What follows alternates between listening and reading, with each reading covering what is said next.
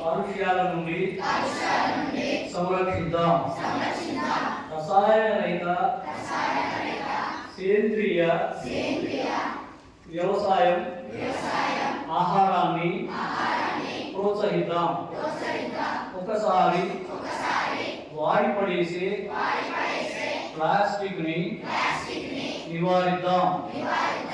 లోహ, steel, glass, గాజు, fibre, మట్టి, పింగాణి మరియు కాటన్ బట్టలు, జనుము వస్తువులను వాడుదాం.